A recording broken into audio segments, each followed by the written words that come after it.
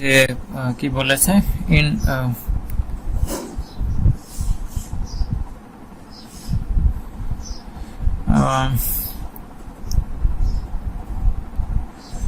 ধরেন মাঝখানে একটা অ্যাপ দিলাম,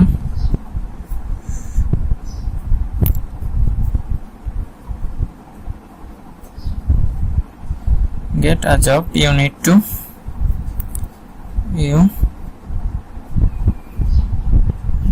to study a lot।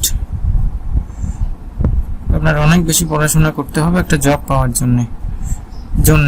এই জন্য অর্থ কি? এই জন্য অর্থ লিখে রাখেন 6 নাম্বার নিয়ম যেটা দিচ্ছি 6 নাম্বার, সেটা হচ্ছে in order to শব্দের অর্থ জন্য। in order to শব্দের অর্থ কারণ প্রকাশে বা জন্য হয় জন্য।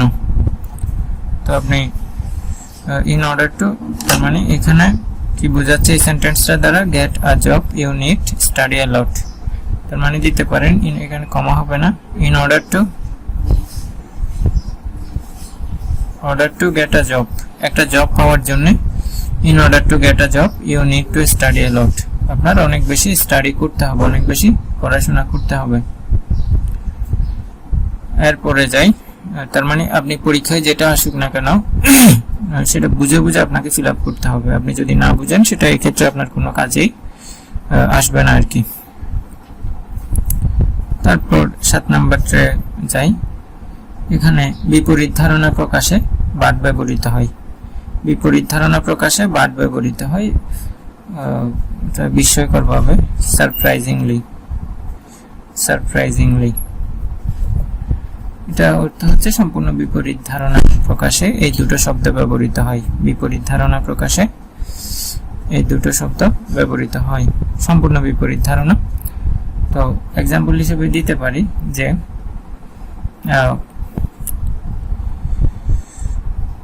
যেমন ধরেন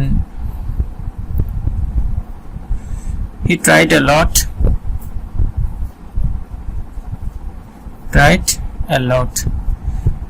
সে অনেক বেশি চেষ্টা করেছে to change his luck তার ভাগ্য পরিবর্তনের জন্য অনেক বেশি সে ট্রাই করেছে, but he failed সে অনেক বেশি চেষ্টা করেছে কিন্তু সে ব্যর্থ হয়েছে। দেখেন বিপরীত ধারণা, চেষ্টা করলে তো সে সাকসেস হওয়ার কথা ছিল, কিন্তু এখানে বিপরীত সেন্টেন্স পরে আপনি বুঝবেন সেটা বিপরীত ধারণা প্রকাশ করছে, তখন আপনি বাট অথবা সারপ্রাইজিংলি যে কোনো একটা শব্দ ব্যবহার করতে পারবেন, তাতে কোনো সমস্যা হবে না। তো এরপরে যেটা বলবো সেটা হচ্ছে 8 নম্বরে যেটা লিখে রাখেন সবাই, ইনফ্যাক্ট। এই সবগুলো শব্দের অর্থ হচ্ছে প্রকৃতপক্ষে। আর যে শব্দগুলো দিচ্ছি এগুলো একাধিক যখন থাকবে মনে রাখবেন এগুলো সিনোনিমাস কানেক্টরস, অর্থাৎ একটার পরিবর্তে আরেকটা আপনি ব্যবহার করতে পারবেন। ইনফ্যাক্ট প্রকৃতপক্ষে। Naturally after all.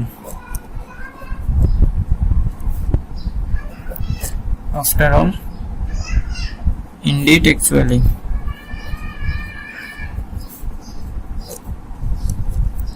সবগুলো শব্দের অর্থ কি বলেছিলাম? প্রকৃতপক্ষে। এই সবগুলো শব্দের অর্থ হচ্ছে কি? প্রকৃতপক্ষে।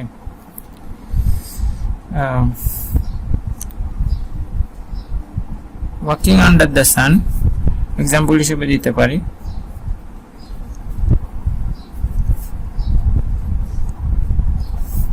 under the sun my fat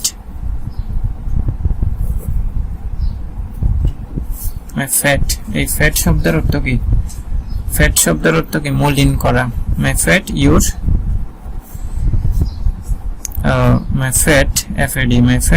your cloth color আপনার সূর্যের নিচে হাঁটলে আপনার কাপড়ের কালারটা হয়তো কি হয়ে যেতে পারে, ফেড হয়ে যেতে পারে, FADE ফেড, কালারটা ফেড হয়ে যেতে পারে, অর্থাৎ মলিন হয়ে যেতে পারে।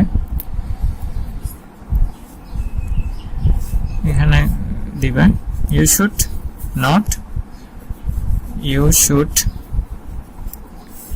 নট ওয়ার্ক আন্ডার দ্য, প্রকৃতপক্ষে আপনার সূর্যের কিরণের নিচে হাঁটা কি নয়, উচিত নয়। সুতরাং এখানে আপনি দিতে পারেন ইনফ্যাক্ট দিতে পারেন, অথবা অ্যাকচুয়ালি দিতে পারেন। অ্যাকচুয়ালি, প্রকৃতপক্ষে, actually you should not walk under the sun, প্রকৃতপক্ষে আপনার উচিত নয় সূর্যের কিরণের নিচে হাঁটা, উচিত নয় অ্যাকচুয়ালি। তো এরপরে যাই 9 নম্বরে।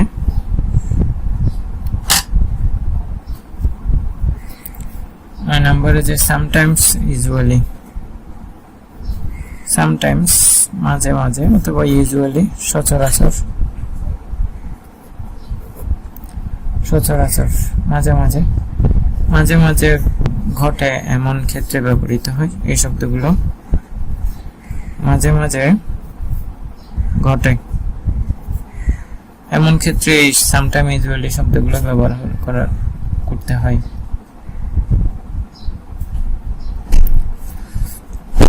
দেখে অর্থ দেখে আপনি বুঝতে পারবেন।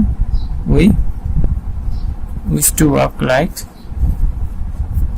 উই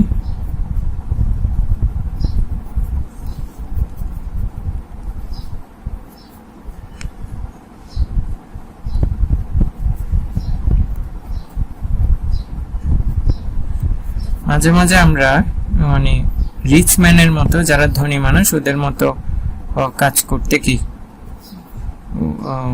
উই অ্যাক্ট লাইক, আমরা কাজ করি মানে যারা রিচ তাদের মতো কাজ করি।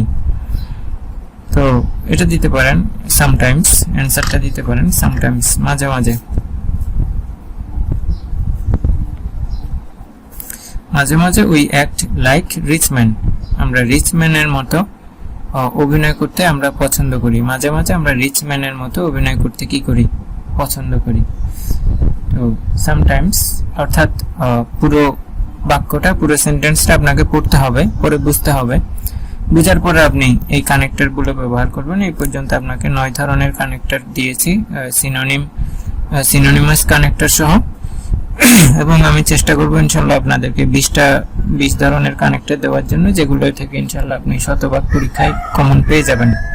হয়তো হুবহু এই শব্দটা আসবে না, সামটাইমস আপনি হয়তো আমার জায়গায় সামটাইমস এর জায়গায় ইউজুয়ালি দিতে পারেন, যেহেতু আমি এখানে ইনফ্যাক্ট অ্যাকচুয়ালি দিয়েছি। আপনি চাইলে আফটার অল দিতে পারেন, ইনডিড দিতে পারেন। তো এরপরে দেখেন 10 নম্বরে যেটা দিব, ডেফিনিটলি, নিশ্চিতভাবে, ডেফিনিটলি নিশ্চিতভাবে, আনডাউটেডলি, আনডাউটেডলি নিশ্চিতভাবে, নো ডাউট অর্থাৎ যেখানে কোনো সন্দেহ নাই, নো ডাউট যেখানে কোনো কি নাই, সন্দেহ নাই, DOUBT, নো ডাউট যেখানে কোনো সন্দেহ নাই, একেবারে নিশ্চিতভাবে বলছে। তো দিতে পারেন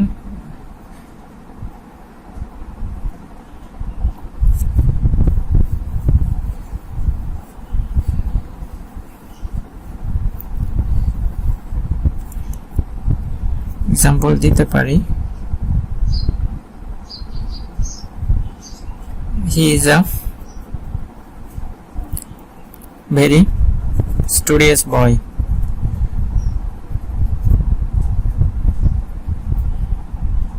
BOY boy। তো দিতে পারি he will be a doctor, নিশ্চিতভাবে সে একজন কি হবে, ডাক্তার হবে। তো আমি এখানে দিতে পারি ডেফিনিটলি, নিশ্চিতভাবে সে কি ছিল, সে খুবই ভালো, এত মেধাবী একজন স্টুডেন্ট ছিল, স্টুডিয়াস বয়। তো নিশ্চিতভাবে সে কি হবে, নিশ্চিতভাবে সে ডাক্তার হবে, ডেফিনিটলি। ডেফিনেটলি নিশ্চিতভাবে he will be a doctor, সে একজন ডাক্তার হবে।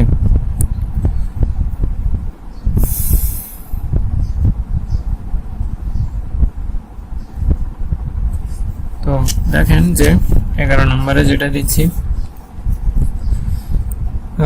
After a while, after a while, WHILE, এই হোয়াইল শব্দের অর্থ কি? মুহূর্ত। হোয়াইল শব্দের অর্থ মুহূর্ত। আফটার এ হোয়াইল, তারপরে then after that, at last, after that, after that দিতে পারেন, দেন দিতে পারেন, THEN, তারপরে। এই শব্দের অর্থ তারপরে। সবগুলো হচ্ছে synonymous word. After a while, after that, then, এই সব শব্দগুলোই হচ্ছে সিনোনিমাস ওয়ার্ড। তো এখানে আপনি যে বিষয়টা লক্ষ্য করবেন, এক্সাম্পল দিলে আপনার জন্য বেশি ক্লিয়ার হয়। At first I took a coffee. At first I took a coffee. প্রথমে আমি একটা কফি নিই, তারপরে আমি যেটা করেছিলাম, I took ice cream. এরপরে আমি কি নিয়েছিলাম? আইসক্রিম নিয়েছিলাম। তো আপনি দিতে পারেন চাইলে আফটার দ্যাট দিতে পারেন অথবা দেন দিতে পারেন। আমি এখানে বোঝার সুবিধার্থে দেন দিচ্ছি, THEN, then I took ice cream.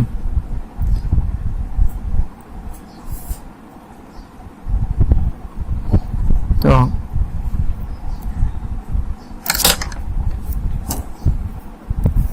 12 নম্বরে যাই। 12 নম্বরে কি বলেছে? যে কারণে দিতে পারি, that is Y, for this reason, that is Y, for this reason.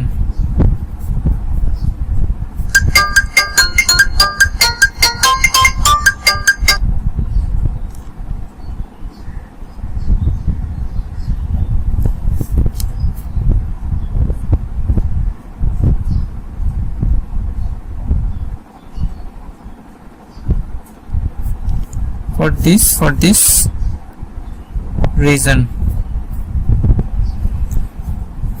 এই সব শব্দগুলোর অর্থ হচ্ছে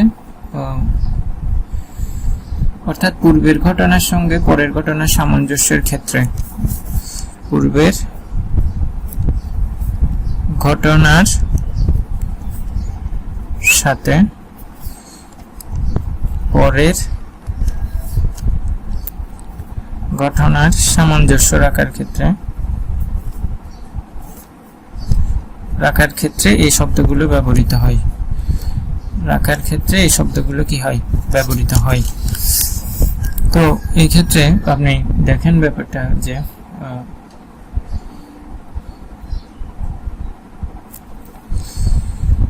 she, এক্সাম্পল যদি বলি, she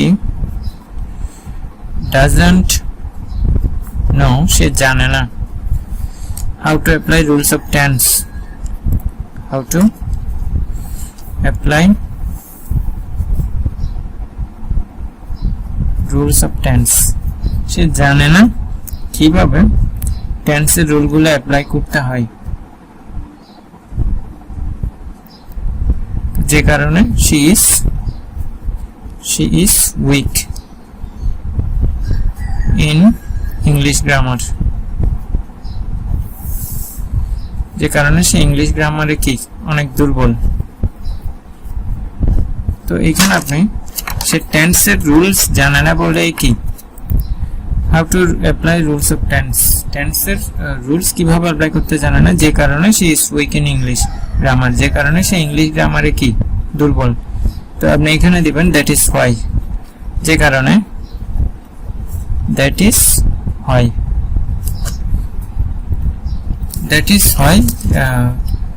that is why she is weak in English, যে কারণে সে ইংলিশে কি দুর্বল। এই গেল 12 নাম্বার। তো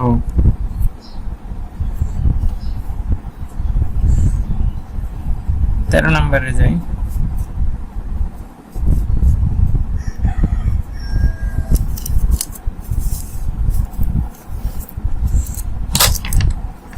13 নম্বরে just as since because as since because শব্দের অর্থ কি কারণে কারণ বা কারণে as since যেহেতু আর yes শব্দের অর্থ আরেকটা হতে পারে মতো হতে পারে, অর্থাৎ সেন্টেন্সের মিনিং দেখে আপনাকে সেটা আইডেন্টিফাই করে ফেলতে হবে, বুঝে ফেলতে হবে। তো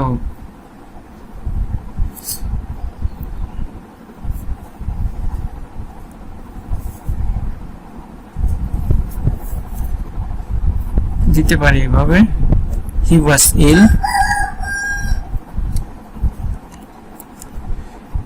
he did not attend in the party, he did not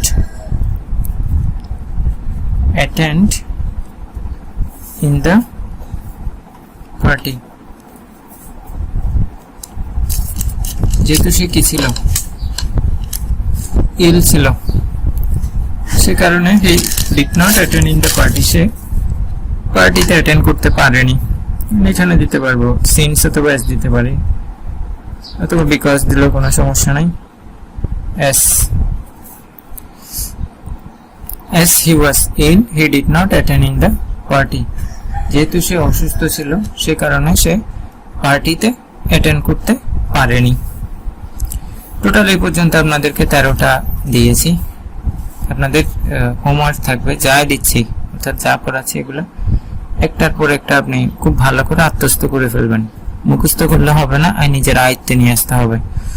মুখস্থ করলে সেটা আপনি ভুলে যাবেন, কিন্তু নিজের আয়ত্তে যদি নিয়ে আসতে পারেন কোনোভাবে, তাহলে সেটা আপনি কখনোই ভুলবেন না। অর্থাৎ আয়ত্তে আনা বলতে আপনি যেভাবেই হোক সেটাকে কি করতে পারবেন, অ্যাপ্লাই করতে পারবেন, প্রয়োগ করতে পারবেন, এটাকে বলে কি আয়ত্তে আনা। মুখস্থ করলে সেটা আপনি মুখস্থ করেই গেলেন, কিন্তু আপনি পরীক্ষায় যেভাবে আসুক না কেন সেভাবে আপনি কি করতে পারবেন না, অ্যাপ্লাই করতে পারবেন না। এরপরে দেখবো যেটা যে 14 নম্বরে যাই। আজকাল বা বর্তমানে, এখন, nowadays at present,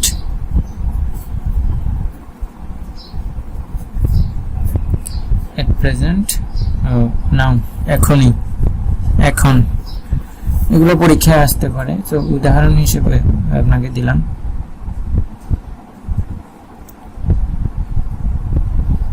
কিভাবে দিতে পারি যে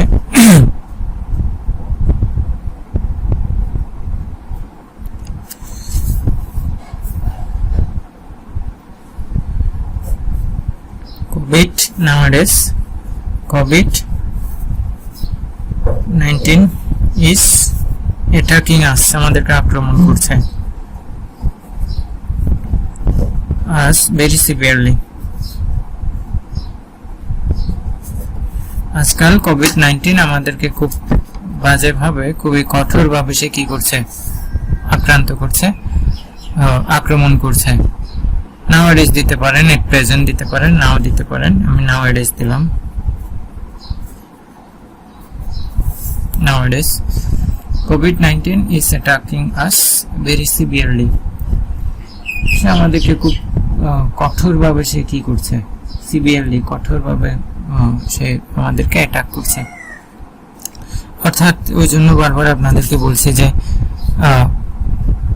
প্রথমে আপনাকে যে প্যাসেজটা দিবে, অর্থাৎ কানেক্টরের যে প্রশ্নটা প্রথম ক্লাসে দেখিয়েছিলাম, যে প্যাসেজটা দিবে ওই প্রশ্নটাই আপনাকে খুব ভালো করে পড়তে হবে, পড়ে বুঝতে হবে। শুধু পড়লে হবে না, পড়ে বুঝতে হবে। বুঝার পরে সেগুলো কি করতে হবে, আপনার মাথায় যে কানেক্টের লিস্ট আছে, যে লিস্টটা দিয়েছি, 20টা লিস্ট দিয়েছি, ওই লিস্টেড এগুলোর মধ্যে, লিস্টেড কানেক্টরস গুলোর মধ্যে কোনটা ওখানে পড়ছে আপনাকে মাথায় ওটা নিয়ে আসতে হবে। অর্থাৎ খালি জায়গায় কোনটা আসতেছে, কোনটা আসবে, কি কারণে আসবে, আদৌ আমি যেটা ভাবছি সেটা প্রেপোজিশন কিনা কানেক্টর, সেটা আপনার মাথায় আনতে হবে।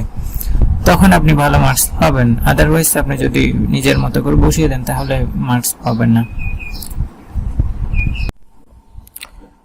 শিক্ষার্থী, আজকে আমরা এখন 15 থেকে আমরা করব কানেক্টর 15। আমি বলেছিলাম আপনাদেরকে টোটাল 20 ধরনের কানেক্টর দেওয়ার চেষ্টা করব। আজকে যেটা করব সেটা হচ্ছে 15 নাম্বার। এই 15 নাম্বারেকে আপনাদেরকে যেটা আসবে উদাহরণস্বরূপ যা দেওয়া হয়, অর্থাৎ উদাহরণ হিসেবে যদি কোনো কিছু দেখানো হয় বা বোঝানো হয় তখন 15 নাম্বারের কানেক্টরগুলো ব্যবহৃত হয়। যেমন ধরেন ফর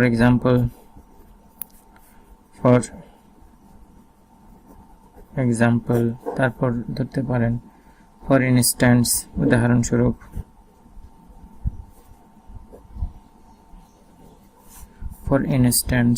তারপর ধরেন যে সাচ এস, যেমন বা উদাহরণস্বরূপ। এই শব্দগুলো উদাহরণ উপমা দেওয়ার ক্ষেত্রে ব্যবহৃত হয়। উদাহরণ অথবা কোনো কিছু উপমা দেখানোর ক্ষেত্রে এই শব্দগুলো ব্যবহার করা হয়। যেমন ধরেন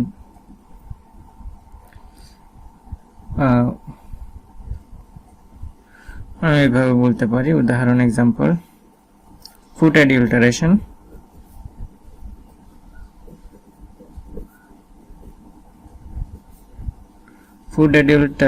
causes many diseases.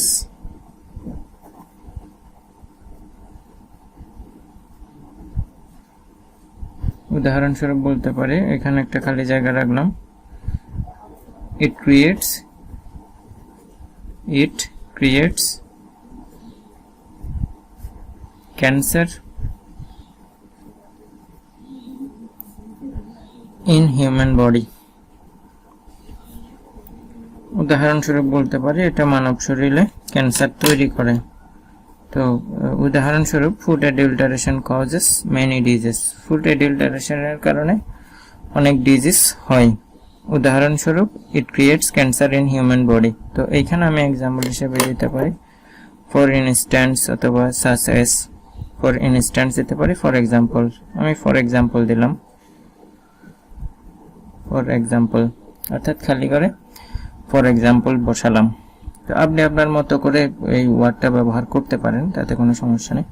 তার মানে 15 নাম্বার কানেক্টরের এগুলো বলেছিলাম সিনোনিমাস কানেক্টর। একটার সাথে দেখেন কয়টা দিয়েছি, 3টা দিয়েছি, সাসেস দিয়েছি। এগুলো হচ্ছে সব সিনোনিমাস কানেক্টর। সিনোনিমাস কানেক্টর কাকে বলে? যেগুলো মূলত আপনার সিনোনিম অর্থাৎ সমার্থক শব্দ হিসেবে ব্যবহৃত হয়, এগুলোকে সিনোনিমাস কানেক্টর বলে। তো স্টুডেন্টস, এরপরে আপনারা লক্ষ্য করেন, আমি 16 নম্বরে যাই। 16 নম্বর কানেক্টরে আপনাদেরকে দিয়েছিলাম ইফ আনলেস, ইফ অথবা আনলেস। আসলে ইফ যুক্ত সেন্টেন্স তখনই আপনি বুঝতে পারবেন সেন্টেন্সে। ইফ যুক্ত সেন্টেন্সের প্রথম অংশ যদি আপনি প্রেজেন্ট ইনডিফিনিট দেন, প্রেজেন্ট ইনডিফিনিট দেন, পরবর্তী অংশ কি হবে? ফিউচার ইনডিফিনিট অথবা প্রেজেন্ট ইনডিফিনিট। যেমন ধরেন আমি আপনাদেরকে উদাহরণস্বরূপ বলতে পারি ইফ ইউ কাম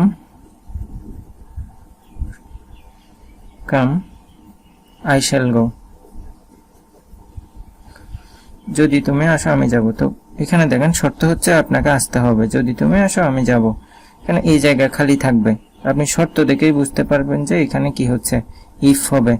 অথবা প্রথম অংশ প্রেজেন্ট ইনডিফিনিট আছে, পরবর্তী অংশ ফিউচার ইনডিফিনিট, তার মানে বুঝতে পারবেন এই নিয়মটা আসছে। প্রেজেন্ট ইনডিফিনিট হলে ফিউচার ইনডিফিনিট। তো 2 নাম্বার যে নিয়মটা আছে এটা ধরলাম 1 নাম্বার, এটা হচ্ছে 2 নাম্বার। 2 নাম্বার নিয়মে যেটা বলেছে সেটা হচ্ছে প্রথম অংশ যদি প্রেজেন্ট ইনডিফিনিট হয়, পরবর্তী অংশ হচ্ছে প্রেজেন্ট ইনডিফিনিট। তো উদাহরণ হিসেবে দিতে পারি হিট ওয়াটার ইট বয়েলস।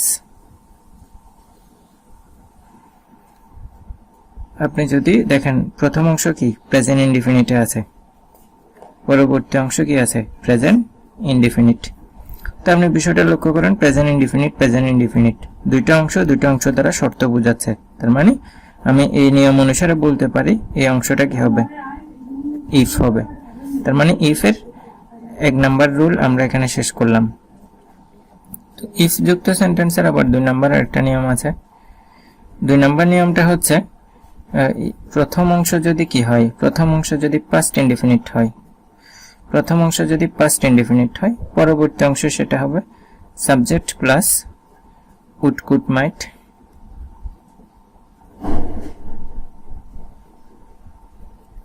প্লাস ভার্বের প্রেজেন্ট ফর্ম। যেমন ধরেন উদাহরণ হিসেবে দিতে পারি যে এগুলো কিন্তু যে কোনো একটা হইতে পারে, এগুলোর পরে প্রেজেন্ট ফর্ম হবে, ভার্বের প্রেজেন্ট ফর্ম হবে। যেমন পাস্ট ইনডেফিনিট আমি এভাবে লিখলাম, ইফ ইউ কেম, যেহেতু পাস্ট ইনডেফিনিট কেম দিলাম, if you came in time, যদি তুমি সঠিক সময়ে আসতে, ইউ কুড, যে কোনো একটা দিলাম, you could attend in the class, তুমি ক্লাসে কি করতে পারতে, অ্যাটেন্ড করতে পারতে। যেমন আপনার এখানে খালি থাকবে কানেক্টর হিসাবে, আপনি বুঝতে পারবেন প্রথম অংশ পাস্ট ইনডেফিনিটে আছে, পরবর্তী অংশ subject plus would could might আছে, প্লাস ভার্বের প্রেজেন্ট ফর্ম আছে, উড কুড মাইটের যে কোনো একটা আছে, তারপর ভার্বের প্রেজেন্ট ফর্ম আছে। তার মানে 2 নাম্বার নিয়ম অনুসারে এই যে কানেক্টরটা আসবে সেটা হচ্ছে কি, ইফ বসবে। কথা আশা করি বোঝাতে পেরেছি। এরপরে ইফ যুক্ত সেন্টেন্সের 3টা নিয়ম থাকে। আরেকটা নিয়ম সেটাও লিখে দেই। 3 নাম্বার নিয়ম হচ্ছে, 3 নাম্বার যে নিয়মটা আছে, যেমন ধরেন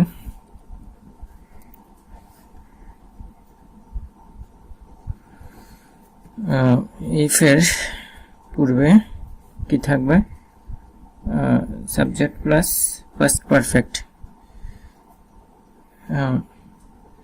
অর্থাৎ প্রথম অংশ যদি কি হয়, পাস্ট পারফেক্ট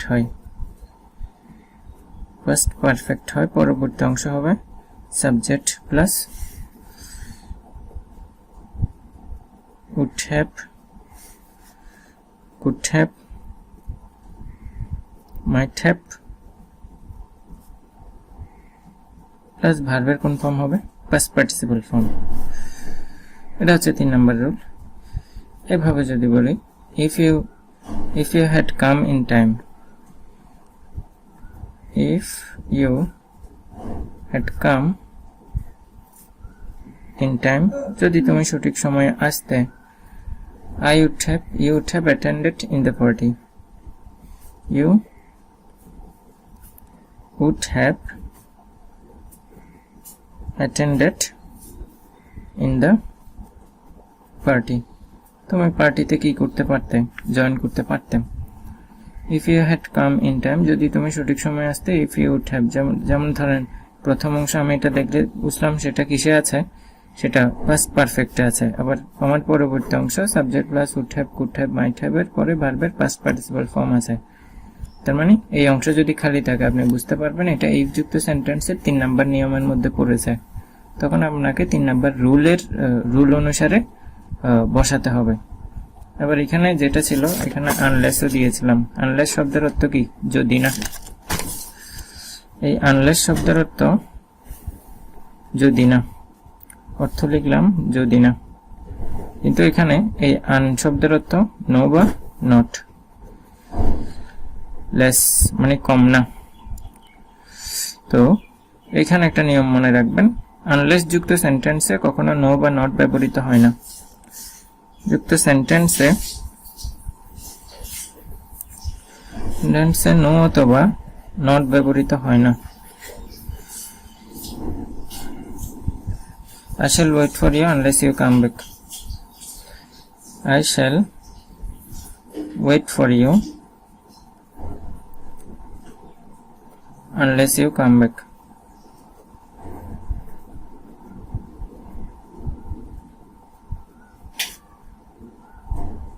যেহেতু বলেছে আনলেস এর নো বা নট এর কাজ করে, একটা হিডেন নো বা নট আছে, তার মানে আপনি এখানে কি দিতে পারবেন না, ডাবল নেগেটিভ কখনো হয় না। আবার আনলেস এর পূর্বে না আনলেস যুক্ত যে সেন্টেন্সটা ওটাতে নো বা নট ব্যবহৃত হতে পারবে না, কিন্তু পূর্বের অংশে কি নো বা নট আপনি ব্যবহার করতে পারেন, তাতে কোনো সমস্যা হবে না। তো এই গেল আমাদের 16 নম্বর নিয়ম। এরপরে 17 নম্বরে যাই। 17 নম্বরে দেই অ্যাকসেপ্ট। অ্যাকসেপ্ট শব্দের অর্থ কি? ব্যতীত। আপনি মনে রাখবেন, আপনাদেরকে আমি বলেছিলাম যে ব্যতীত বা ছাড়া, কিন্তু উইথাউট শব্দের অর্থ কি? ব্যতীত বা ছাড়া। পার্থক্য কি? পার্থক্য হচ্ছে অ্যাকসেপ্ট এই শব্দটা হচ্ছে কানেক্টর, আর এই উইথাউট যে শব্দটা আছে এটা হচ্ছে কি? এটা হচ্ছে প্রেপোজিশন। উইথাউট শব্দটা হচ্ছে প্রেপোজিশন। আমরা কিন্তু কানেক্টর শিখছি, কানেক্টরের জায়গায় আপনি কখনো প্রেপোজিশন ব্যবহার করতে পারবেন না বা লিঙ্কিং ওয়ার্ডও ব্যবহার করতে পারবেন না। মনে রাখবেন যে লিঙ্কিং ওয়ার্ড কখনো কানেক্টর হবে না, কিন্তু কানেক্টর মাঝে মাঝে লিঙ্কিং ওয়ার্ডের ভূমিকা রাখতে পারে। তো আপনাকে যেমন ধরেন উদাহরণ দিল যে অ্যাকসেপ্ট, এখানে খালি রাখলাম ইউর ওপিনিয়ন, তোমার মতামত ছাড়া, তোমার মতামত ছাড়া we will not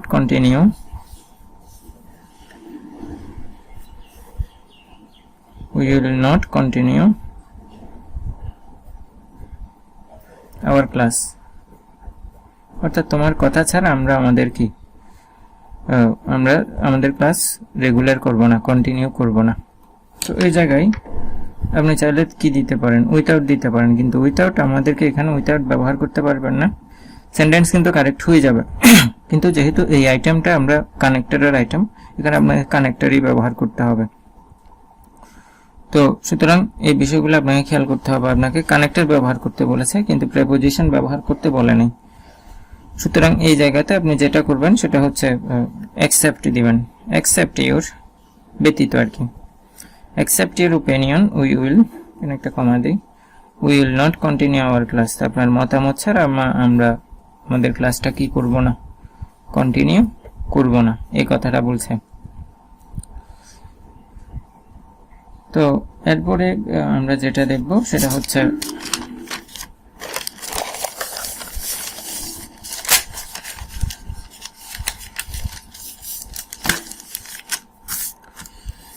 অ্যাকসেপ্ট আমরা শিখলাম, এবার দেখব দো অলদো। দো অলদো এটার নাম্বারিং দেই 18 নম্বর। দো অলদো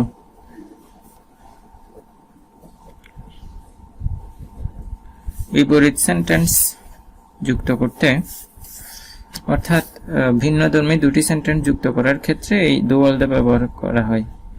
ভিন্নধর্মী দুটি সেন্টেন্স যুক্ত করার জন্য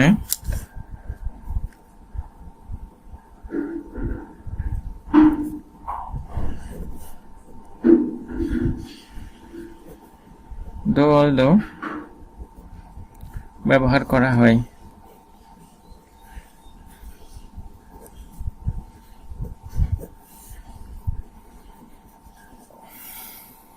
যেমন ধরেন সেন্টেন্সের শুরুতে এভাবে দিল, হি ইজ পুয়ার। আচ্ছা, অর্থ হচ্ছে কি? যদিও। অর্থ হচ্ছে যদিও। He is honest.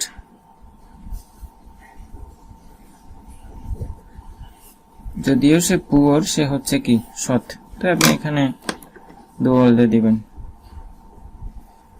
দো অথবা অলদো ব্যবহার করতে পারেন। আবার এই দো অলদো মাঝে মাঝে সেন্টেন্সের মাঝখানেও চলে আসতে পারে। যেমন ধরেন he is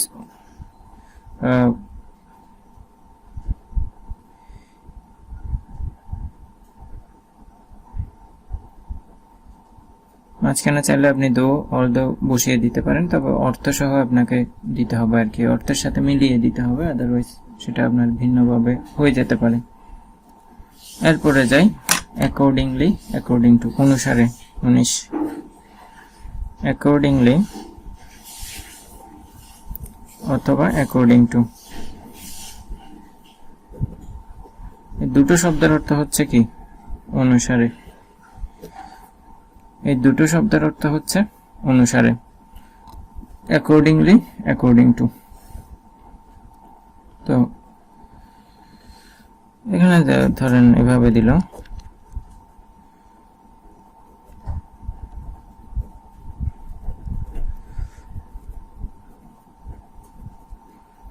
Rajan, Rupon stole his money.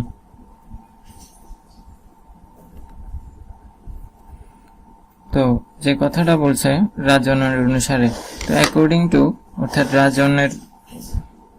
রাজনের মতামত অনুসারে রূপন তার টাকা চুরি করেছে।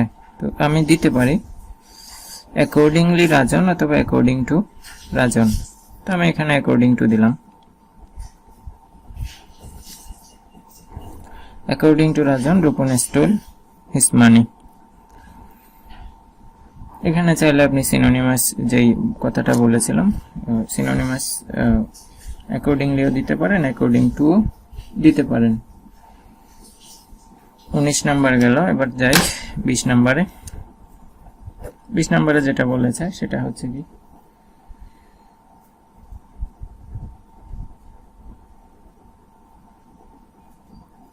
as a result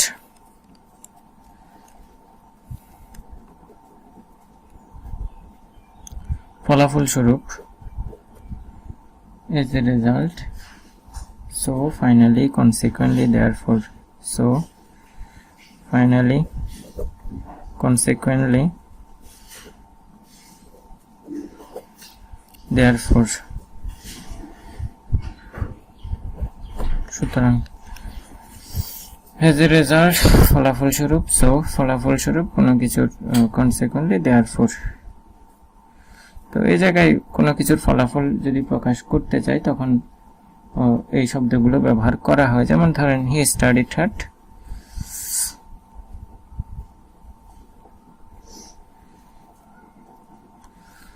he studied hard in the last 3 months, এভাবে দিতে পারি in the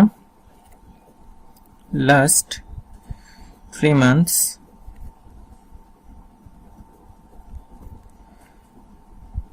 he studied